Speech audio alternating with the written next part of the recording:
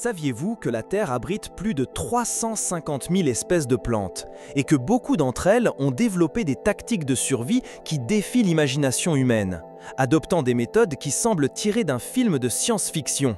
C'est absolument vrai. L'évolution a sculpté dans le règne végétal une série d'adaptations qui vont bien au-delà de la photosynthèse, les transformant en véritables maîtresses du déguisement, de la prédation et de la résilience extrême. Aujourd'hui, nous allons nous plonger dans le monde fascinant des 10 plantes aux stratégies de survie les plus bizarres, en explorant comment elles ont réussi à prospérer dans les environnements les plus hostiles de la planète. Des marais les plus humides aux déserts les plus arides, la nature nous surprend avec des ingéniosités qui dépassent souvent toute attente.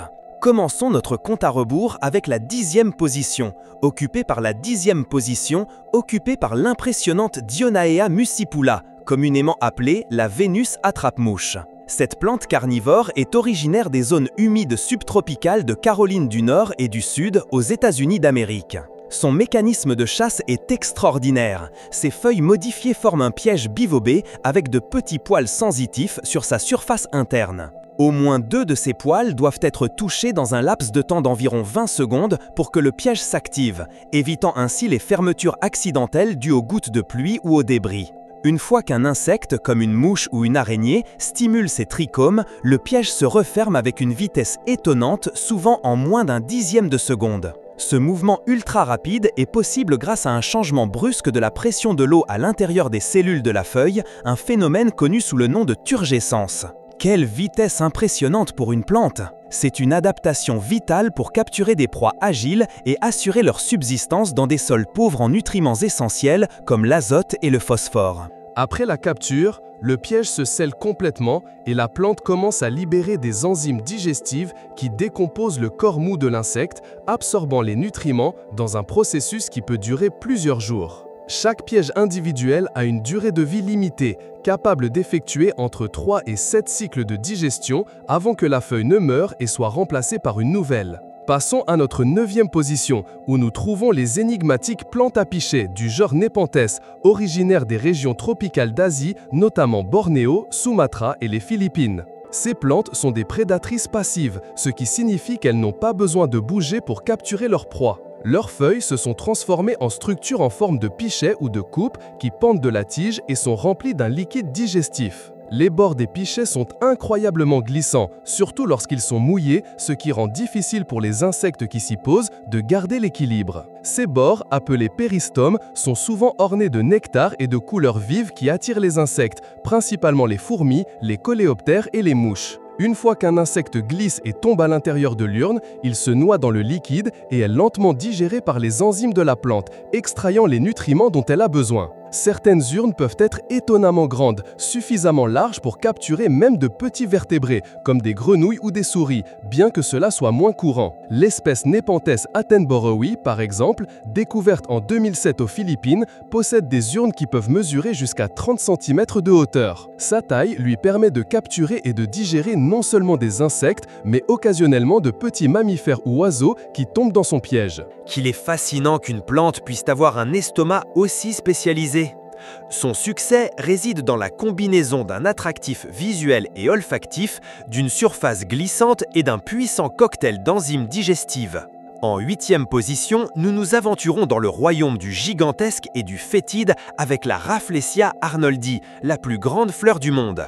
Cette plante parasite est endémique des forêts tropicales de Sumatra et de Bornéo et sa stratégie est aussi étonnante que sa taille. Elle ne possède ni feuilles, ni tiges, ni racines visibles car elle vit entièrement à l'intérieur des tissus des lianes du genre Tetrastigma dont elle absorbe tous ses nutriments. Lorsqu'elle fleurit, la Rafflesia arnoldi émerge directement de la tige de sa plante hôte sous forme de bouton globuleux. Ce bouton pousse pendant de nombreux mois, parfois jusqu'à 9 mois, avant de s'ouvrir pour révéler une fleur massive. Cette fleur peut atteindre un diamètre de 100 cm et peser plus de 10 kg. Mais sa caractéristique la plus bizarre est son arôme, qui est décrit comme celui de la chair en décomposition ou d'un cadavre. Cette odeur nauséabonde est une stratégie brillante pour attirer ses pollinisateurs, les mouches à viande. Les mouches sont trompées, croyant que la fleur est une source de nourriture ou un endroit pour déposer leurs œufs, et en se posant dessus, elles collectent et transfèrent le pollen. La fleur de la Rafflesia arnoldi a une vie extrêmement courte, ne durant souvent qu'entre 5 et 7 jours, ce qui fait de son observation dans la nature un événement rare et convoité. Son existence éphémère et sa dépendance à un hôte spécifique la rend particulièrement vulnérable à la déforestation et à la perte d'habitat. En poursuivant avec la 7e position, nous nous transportons dans le désert du Namib, en Afrique australe, où habite la Welwitschia mirabilis. Cette plante est un fossile vivant, une lignée unique sans parents proches, et peut vivre plus de 1500 ans, certains spécimens étant estimés à 2000 ans d'âge. Son apparence est singulière. Elle ne produit que 2 feuilles tout au long de sa vie, lesquelles poussent continuellement depuis sa base. Ces feuilles, avec le temps, se divisent et s'effilochent à cause du vent et du sable, donnant à la plante une apparence désordonnée. Mais le véritable génie de la Welwitschia réside dans la manière dont elle obtient de l'eau dans l'un des déserts les plus secs du monde. Le désert du Namib reçoit moins de 25 mm de pluie par an, mais il connaît du brouillard côtier presque tous les jours. Les feuilles de la Welwitschia sont capables d'absorber directement l'humidité de ce brouillard grâce à des milliers de petits pores appelés stomates. Ces stomates s'ouvrent la nuit, lorsque la température baisse et que l'humidité est plus élevée, permettant à la plante de capter l'eau condensée sur ses feuilles. Son système racinaire est également profond et fibreux, ce qui lui permet de s'ancrer fermement dans le sable et, dans certains cas, d'accéder à des réserves d'eau souterraines. Cette combinaison de longévité extrême et d'une stratégie ingénieuse pour capter l'eau en fait un véritable prodige de l'adaptation désertique. Il est étonnant de voir comment une plante peut dépendre du brouillard comme principale source d'hydratation. Absolument, et sa survie pendant des millénaires dans un environnement si hostile est un témoignage de son évolution singulière. En 6e position, nous avons une autre plante à l'odeur putride, mais avec une stratégie différente, l'Amorphophallus titanum, connue sous le nom de fleur cadavre. Vrai arôme géant. Originaire des forêts tropicales de Sumatra, en Indonésie, cette plante produit la plus grande inflorescence non ramifiée du monde et non la fleur individuelle. La structure florale peut atteindre une hauteur impressionnante de jusqu'à 3 mètres et un diamètre de jusqu'à 100 cm, émergeant d'un grand tubercule souterrain. Tout comme la Rafflesia, son nom populaire est dû à l'odeur intense et désagréable qu'elle dégage lorsqu'elle fleurit, similaire à de la chair en décomposition. Cette puanteur est un signal puissant pour ses pollinisateurs, qui sont principalement des coléoptères charognards et des mouches cherchant des endroits pour pondre leurs œufs. L'Amorphophallus titanium n'émet pas seulement une odeur fétide, elle produit également de la chaleur. Pendant la période de floraison qui ne dure qu'entre 24 et 36 heures, le spadis, la structure centrale qui contient les fleurs, peut élever sa température jusqu'à environ la température corporelle humaine, soit 37 degrés Celsius. Cette chaleur aide à la dispersion des composés volatiles responsables de l'odeur et tendance à porter pour attirer les insectes sur de plus grandes distances.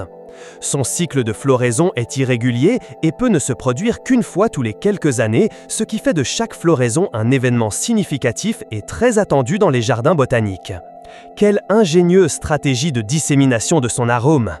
Précisément, c'est une démonstration de la façon dont les plantes manipulent d'autres organismes pour leur reproduction. En 5e position, nous trouvons la Dracunculus vulgaris, communément appelée plante dragon ou lys des serpents. Cette espèce, originaire de la région méditerranéenne, y compris les Balkans, la Grèce et la Turquie, est une autre maîtresse de la tromperie olfactive. Son inflorescence est un spadis de couleur pourpre foncé, entouré d'une grande bractée modifiée ou spate qui peut être de couleur vert foncé ou pourpre. Quand elle fleurit, elle émet également une odeur puissante et désagréable de charogne ou d'excréments, bien que moins intense que celle des grandes fleurs cadavres. Cet arôme attire principalement les mouches et les coléoptères charognards, qui sont les principaux pollinisateurs de la plante. Similaire à l'Amorphophallus titanum, la Dracunculus vulgaris génère également de la chaleur. Le spadis peut élever sa température jusqu'à environ 22 degrés Celsius au-dessus de la température ambiante, ce qui intensifie la dispersion de son arôme fétide. Les mouches entrent dans la spate, où elles sont temporairement piégées par les poils dirigés vers le bas, s'assurant qu'elles s'imprègnent de pollen avant de pouvoir s'échapper et polliniser d'autres fleurs. Cette combinaison d'odeur, de chaleur et d'un piège temporaire est une stratégie évolutive très efficace pour assurer la pollinisation dans un environnement compétitif. Passons à la 4e position avec la singulière Hydnora africana, une plante parasite de la famille des Hydnoracées. Cette plante est originaire des régions désertiques d'Afrique du Sud et est l'une des plus étranges qui existent. La majeure partie de sa vie se déroule sous terre, parasitant les racines des euphorbes dont elle extrait l'eau et les nutriments. Elle n'a ni feuilles ni chlorophylle, ce qui signifie qu'elle ne réalise pas de photosynthèse, dépendant entièrement de sa plante hôte. La seule partie de l'Hydnora africana qui émerge à la surface est sa fleur, qui ressemble à un organe charnu de couleur marron ou rougeâtre. Cette fleur, avec un aspect véritablement extraterrestre, possède entre 3 et 4 lobes qui s'ouvrent pour révéler un intérieur visqueux et malodorant. L'odeur qu'elle émane est similaire à celle des excréments, attirant les coléoptères charognards, en particulier les bousiers et les dermestes. Une fois que les coléoptères entrent dans la fleur, les lobes se referment, les piégeant temporairement à l'intérieur. Pendant l'enfermement, les coléoptères se couvrent de pollen en se déplaçant sur la surface interne. Après quelques jours, la fleur s'ouvre à nouveau, libérant les coléoptères qui transportent ensuite le pollen vers une autre fleur, complétant le cycle de pollinisation. Son cycle de vie souterrain et sa dépendance parasitaire la rendent incroyablement difficile à étudier et à trouver dans la nature. Quelle façon ingénieuse d'assurer la pollinisation dans un environnement si rude! Oui, l'adaptation à la vie souterraine et la manipulation des insectes sont des clés de sa survie. En 3e position, nous avons une plante qui réagit de manière surprenante au toucher, la Mimosa pudica, également connue sous le nom de sensitive ou honteuse. Cette petite plante herbacée est originaire d'Amérique centrale et du Sud et s'est naturalisée dans de nombreuses régions tropicales du monde. Sa stratégie de survie est sa capacité à bouger rapidement ses feuilles en réponse à des stimuli physiques comme le toucher, la chaleur ou le souffle du vent. Lorsqu'on la touche, ses folioles se replient vers l'intérieur et les pétioles des feuilles tombent vers le bas, comme si elles se flétrissaient. Ce mouvement est une forme de tigmonastie, un type de mouvement non directionnel en réponse à un stimulus tactile, et il se produit en quelques secondes. Le mécanisme derrière ce mouvement implique de petites structures appelées pulvinus, situées à la base de chaque foliole et à la base de la feuille entière. À l'intérieur des pulvinus, il y a des cellules spécialisées qui, lorsqu'elles sont stimulées, perdent rapidement de l'eau, ce qui provoque le dégonflement de la structure et le repliement de la feuille. La fonction principale de cette réponse rapide est la défense contre les herbivores. Un animal qui s'approche pour manger la plante pourrait être effrayé en la voyant se recroqueviller soudainement, ou l'apparence de flétrissement pourrait la rendre moins attrayante comme nourriture. Cela peut aussi aider à décourager les insectes qui peuvent tomber des feuilles lorsqu'elles se replient. De plus, en réduisant la surface exposée, la plante peut se protéger d'une perte excessive d'eau par vent fort ou par pluie intense. Sa capacité à réagir de manière si évidente en fait l'une des plantes les plus curieuses et populaires à observer. C'est comme si elle avait un système nerveux, quelque chose que l'on n'attendrait pas d'une plante. En 2e position, nous trouvons les incroyables plantes du genre Utricularia, connues sous le nom d'utriculaires ou lentibulaires, qui sont des plantes carnivores, aquatiques ou terrestres. La bizarrerie de ces plantes réside dans leur méthode de capture. Elles possèdent les pièges actifs les plus rapides connus dans le règne végétal. Les utriculaires aquatiques ont de petites vessies ou capsules de capture le long de leurs tiges et feuilles immergées. Chaque vessie, d'à peine quelques millimètres de taille, a une ouverture avec une petite porte et des poils sensibles autour. Lorsqu'une petite proie aquatique, comme une puce d'eau ou une larve de moustique, effleure ses poils, la porte de la vessie s'ouvre brusquement. Simultanément, la vessie, qui a été préalablement dégonflée créant un vide partiel à l'intérieur, se dilate rapidement. Ce mouvement crée une succion si puissante que la proie est entraînée à l'intérieur de la vessie en moins d'un millième de seconde, à une vitesse d'environ 0,5 mètres par seconde. C'est le mouvement le plus rapide enregistré dans le règne végétal. Une fois à l'intérieur, la porte se referme et la plante sécrète des enzymes digestives pour absorber les nutriments de la proie. Les utriculaires terrestres possèdent également des vessies de capture, mais celles-ci se trouvent dans le sol humide, attirant et capturant les nématodes et autres micro-organismes du sol. Leur méthode de chasse est une merveille d'ingénierie biologique, leur permettant de prospérer dans des environnements aquatiques ou terrestres avec une faible disponibilité de nutriments. C'est incroyable qu'un mécanisme aussi complexe puisse fonctionner si vite sous l'eau.